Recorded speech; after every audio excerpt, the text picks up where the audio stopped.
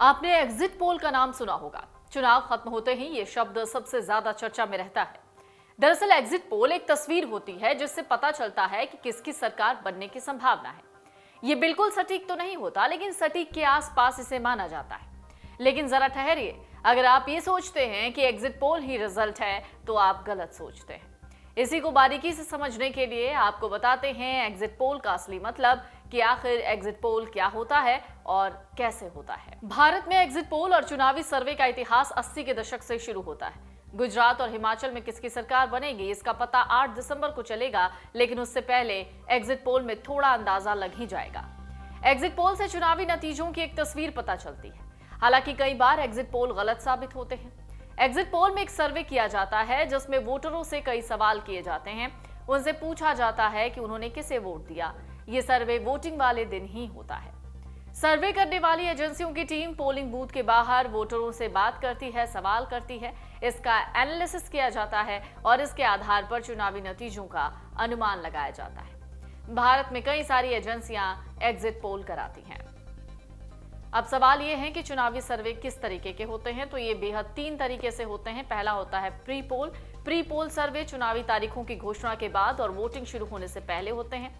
जैसे गुजरात के चुनाव की तारीखों का ऐलान 3 नवंबर को हुआ और 1 दिसंबर को पहले चरण की वोटिंग शुरू हुई, तो प्री पोल सर्वे 3 नवंबर के बाद और 1 दिसंबर से पहले हो चुके होंगे। एग्जिट पोल ये सर्वे वोटिंग की तारीख वाले दिन ही होती है। इसमें वोटरों का मन टटोलने की कोशिश होती है।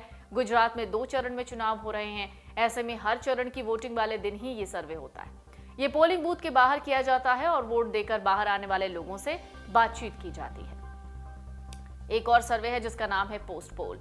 ये सर्वे वोटिंग खत्म होने के बाद किया जाता है। जैसे 5 दिसंबर को वोटिंग खत्म हो गई तो कल से या 1-2 दिन के बाद से पोस्ट पोल सर्वे होगा। इसमें आमतौर पर यह जानने की कोशिश होती है कि किस तरीके के वोटर ने किस पार्टी को वोट दिया। अब इन सब से इतर इतिहास भी समझना आपके लिए जरूरी है कि एग्जिट पोल का इतिहास क्या है। लेकिन एक खास बात समझ लीजिए, वो ये कि एग्जिट पोल को लेकर भी कुछ गाइडलाइंस हैं। एग्जिट पोल को लेकर भारत में पहली बार 1998 में गाइडलाइन जारी हुई। चुनाव आयोग ने आर्टिकल 324 के तहत 14 फरवरी 1998 की शाम 5 बजे से 7 मार्च 1998 की शाम 5 बजे तक एग्जिट पोल और ओपिनियन पोल के नतीजों को टीवी और अखबारों में छापने या दिखाने पर रोक लगा दी थी। 1998 के आम चुनाव का पहला चरण 16 फरवरी को और आखिरी चरण 7 मार्च को हुआ था। इसके बाद समय समय पर चुनाव आयोग एग्जिट पोल और ओपिनियन पोल को लेकर गाइडलाइन देता रहा। रिप्रेजेंटेशन ऑफ पीपल्स एक्ट 1951 के मुताबिक जब तक सारे फेज की वोटिंग खत्म नहीं हो जाती तब तक एग्जिट पोल नहीं हो सकता। आखिरी चरण की वोटिंग खत्म होने के आधे घंटे बाद एग्जिट पोल के नतीजे दिखाए जा सकते हैं।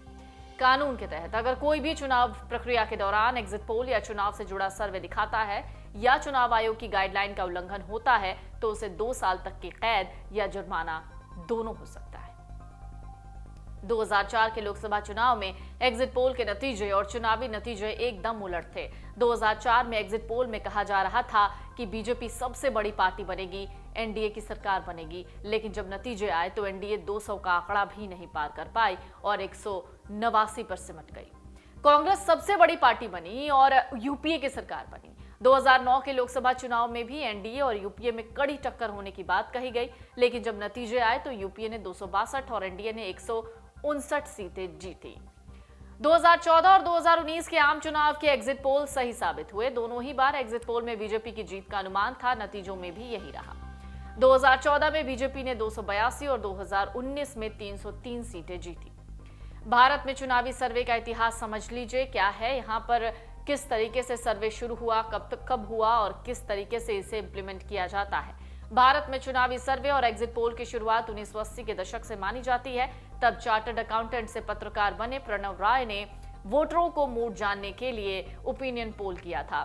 शुरुआती सालों में एग्जिट पोल मैगजीन में छपा करते थे। 1996 का लोकसभा चुनाव एग्जिट पोल के लिहाज से बहुत अहम था।